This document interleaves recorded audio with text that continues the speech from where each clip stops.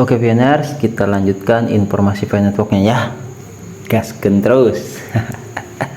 Balik lagi di channel Mengadun. Assalamualaikum warahmatullahi wabarakatuh. Nah, di video kali ini kita akan membahas beberapa poin ya, yaitu yang pertama, ini sudah Mengadun buatkan apa ya, clue-nya atau topiknya ya. Yang pertama itu kenapa Dorisin dan semua duta GCP terus melakukan petisi atau permohonan resmi ya kepada Picor Team. Berikut juga termasuk mengedukasi pioners untuk terus melakukan barter peer to peer ya. Terus yang kedua itu bukan yang kedua, lanjutannya bukan tanpa alasan ya, tapi Doris ini telah menganalisa banyak pertimbangan di dalamnya. Jadi nggak serta-merta Dorisin kenapa mendorong terus atau melakukan petisi ya, permohonan kepada core team tuh untuk open mainnet P2DAI gitu. Itu ada alasan-alasannya gitu. Nah, beberapa pioner itu juga sempat menanyakan di poin yang kedua, kalau P2DAI open mainnet apakah target Picor Team akan tercapai? 10 juta migrasi, 15 juta QAC dan 100 ya, di sini tuh maksudnya 100 aplikasi. Di sini emang ada kurang satu nolnya itu. Sebentar, 100 aplikasi ya. Oke. Nah, terus cara pembentukan ini yang ketiga ya. Yang ketiga di sini yaitu cara pembentukan data GCP di blockchain ya, yang Mengadun saja nggak pernah terpikir dengan cara yang sangat dinamis dan super ekonomis. Itu bahasa Mengadun aja, dan ternyata Mengadun juga kaget, mungkin pioners yang lain juga setelah menonton video ini dan melihat caranya bagaimana itu supaya membentuk data GCP di blockchain ya, ada ternyata yaitu yang selain dengan cara peer to peer atau barter dengan barang dan jasa. Seperti apa itu? Ya, kita langsung masuk aja ke live langsung di grup ya. Itu seperti biasa. Terus bonusnya itu keterangan error saat memasukkan frasa sandi ya. Oke, kita langsung OTW ke grup yang sekarang ini, grupnya grup PIV Global GCP ya. Dan sebenarnya ini Mengadun udah lama juga ya masuk ke grup ini, dimasukin langsung sama Bu Noni. Oke, di atas kita bisa melihat itu obrolan video sedang berlangsung, ada kisaran 40 peserta ya. Nah, Mengadun nggak pernah gabung. Ngumpet-ngumpet aja, tapi Mengadun sudah izin sama Bu Noni ya gitu. Oke, jadi ini di share oleh Pak Irfan dari Banten ya. Buat pioners Banten kemarin ada siapa aja itu ya. Ini ada bisa dikatakan salah satu lah ya, salah satu duta GCP-nya juga gitu. Jadi terus mengedukasi, yaitu Pak Irfan. Oke, Pak Irfan mengatakan saat ini muncul satu gerakan yang dipimpin oleh Miss Dorisin ya.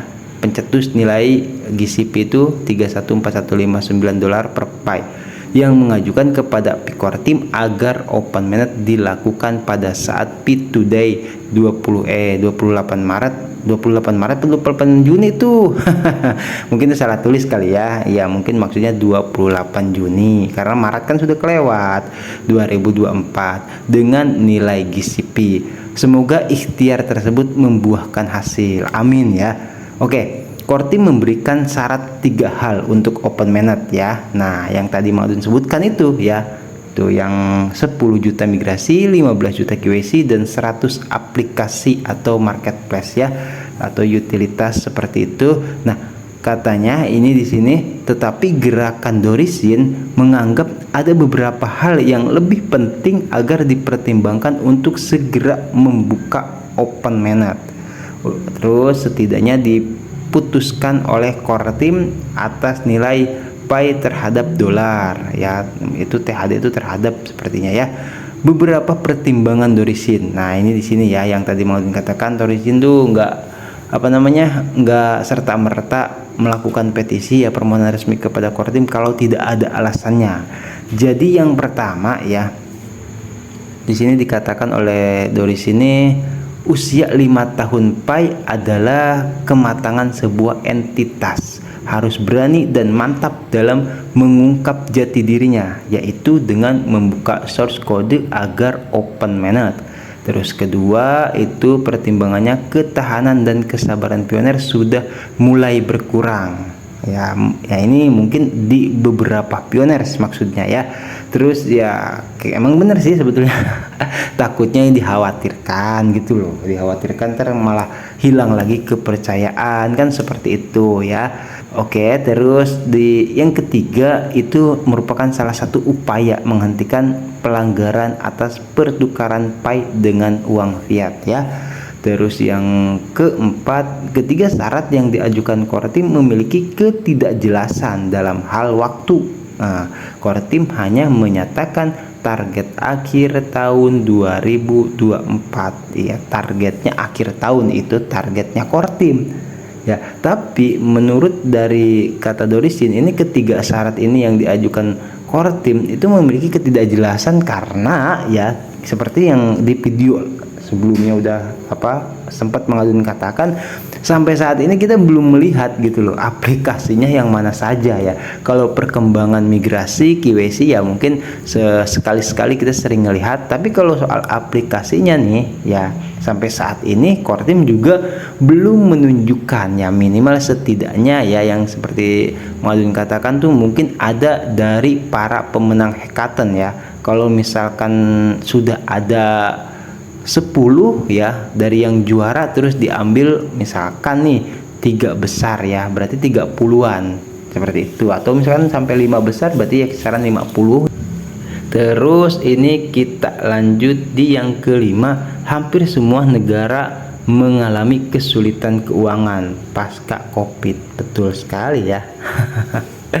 Terus membuka open minute bulan Juni ya, benar berarti ya di sini bulan Juni bukan bulan Maret ya, dapat membantu menyelesaikan keuangan dunia ya setelah Covid itu yang kemarin ya. Terus yang keenam, menangkap peluang atas masalah yang sedang dihadapi negara-negara anggota BRICS. Nah, negara-negara yang meninggalkan mata uang dolar dalam transaksi antar negara saat ini hampir 50 negara yang bergabung. Wow, luar biasa ya. Jadi kalau misalkan ini bisa nih, BRICS kan itu mata uangnya itu udah membuat sendiri lah intinya ya seperti itu, dan sangat besar kemungkinan ya itu BRICS itu mata uang digital. Oke, jadi biar ada sinerginya gitu dengan BRICS seperti itu. BRICS saat ini sedang mencari mata uang bersama. No, kan ada sinerginya tuh, bener kan? BRICS saat ini sedang mencari mata uang bersama yang berbasis blockchain. Ya, betul berarti ya, mata uang digital juga BRICS itu untuk transaksi antar negaranya. Terus pengganti dolar katanya. Yang ketujuh, usia enclosed mainnet hampir 3 tahun, mainnet tertutup ya, pertahanan kekuatan modal para penggerak. Nah, di sini ya sempat ada juga yang menanyakan tuh gimana ntar kalau makin lama modalnya pada habis gitu kan. Ya ini dibahas di sini ya gitu, modal para penggerak GCP semakin menipis dalam upaya menghidupkan ekosistem. Atas pertimbangan di atas, wajib rasanya kita mendukung gerakan tersebut. Ya, betul sekali ya. Kasihan yang di atas yang sudah banyak berkontribusi ya, kita kalau misalkan kita ya kalau bisa ya dukung juga gitu. Terus dukung gerakan Dorisin bisa kita lakukan dengan cara, nah di sini ya ada cara yang benar-benar mengadun juga baru tahu ya. Yang pertama, tidak jual beli CoinPay dengan fiat atau melanggar aturan Kortim. Jelas itu semua pioner juga bisa lah, enteng lah kalau bagi pioner sejati mah ya. Terus yang kedua, tinggalkan grup-grup komunitas jual beli Pay baik offline maupun online, juga itu gampang. Nah, yang ketiga ini lakukan peer to peer setiap hari ya, yang agak berat kalau menurut Mang Adun. Terus bisa dengan cara barter barang atau jasa, ataupun jika tidak mampu, nah di sini cluenya, saling transfer Pay dengan nilai GCP. Hal ini dilakukan agar nilai GCP mendominasi data di blockchain. Mang Adun juga nggak ngerti ya, waktu itu sempat kita bahas itu Miss Lumari ya, yang dari Filipina kalau tidak salah, itu ingin membentuk 1 juta data transaksi. Apa mungkin dengan cara yang seperti itukah? Ya kan? Itu karena apa? Karena kalau untuk secara komunitas ya bisa sebetulnya, cuman kan 1 juta loh, bayangkan saja ya kalau misalkan di komunitasnya cuman ada ratusan orang ya, itu butuh butuh berapa kali transaksi kan, seperti itu. Nah, terus di sini juga hal ini dilakukan agar nilai GCP mendominasi data di blockchain. Betul, itu akan menimbulkan kepercayaan ya, bahwasanya gitu sudah pada menghilang lah yang para penyerok yang jual beli pai dengan jumlah yang painya itu ratusan atau mungkin ribuan kan gitu. Nah, itu disingkirkan dengan data GCP yang katanya kalau kita nggak punya apa-apa atau jika kita tidak mampu, saling transfer pai dengan nilai GCP. Ngerti ya Pioners ya? Jadi kan ada kayak semacam testnet, tapi ini bukan testnet. Bagi yang sudah lulus KYC dan sudah migrasi, ya misalkan mengadu nih sama siapa ya, Pak Rido atau Pak Ade atau siapa, Mbak Dinda, tuh saling berhadapan lah contoh. Terus saling transaksi, ya misalkan Pioners yang lain ngirim ke Mang Adun dengan nilai GCP-nya misalkan kosong berapa yang waktu itu kita bahas ya, itu misalkan 268, terus yang satunya lagi 368 misalkan, seperti itu akan terbentuk data GCP katanya, seperti itu. Tapi kalau logisnya ini kita bahas masalah ini ya, logisnya kalau menurut Mang Adun sih, kalau misalkan untuk membentuk data GCP doang mah itu dengan sangat mudah ya, itu nggak perlu ada barang. Itu masalahnya Mang Adun juga baru tahu gitu loh. Kalau cuman untuk transaksi atau tuker sering transaksi, misalkan Mang Adun sampai sehari 5 kali 10 kali kan, itu sangat bisa. Tapi bisa dicurigai nggak nih sama core team kalau misalkan ini kok barter-barteran sama ini lagi sama ini lagi sehari sampai misalkan ya maksimal 30 kali, ini barang apa aja nih, misalkan seperti itu ya. Tapi mudah-mudahan tidak seperti itu, karena core team yang penting data GCP masuk di blockchain ya, itu bisa diartikan ya berarti kita percaya bahwasanya pembentukan harga GCP itu betul-betul ada gitu loh ya, baik itu misalkan dengan menggunakan barang dan jasa atau dengan tadi saling transfer data GCP ya, saling transfer dengan harga GCP, seperti itu ya. Nah, oke, kita lanjutkan, sudah saat jelas ya di situ ya maksudnya. Terus saatnya kita tunjukkan perjuangan kita untuk mencapai kesuksesan maksudnya. Terima kasih Irfan Banten. Oke, terus tadi bonusnya itu Mang Adun scroll ke bawah, ada yang dari kalau nggak salah Pak Haji Edi ya. Mana Pak Haji Edi? Tadi ada di sini.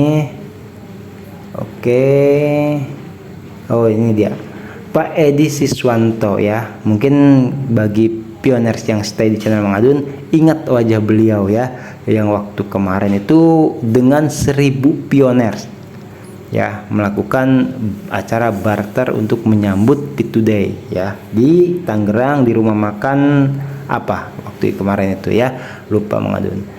Terus kata Pak Edi nih, buat tambahan buat Pioners yang lain juga nih ya, kalau misalkan ada yang kendala ketika memasukkan prasasti, ini Pak Edi membagikan informasinya. Katanya teman-teman Pioner hari ini banyak yang mengalami masalah pada saat mau masuk wallet setelah isi prasasti ya. Padahal prasastinya tuh bener, gak ada yang salah kan gitu.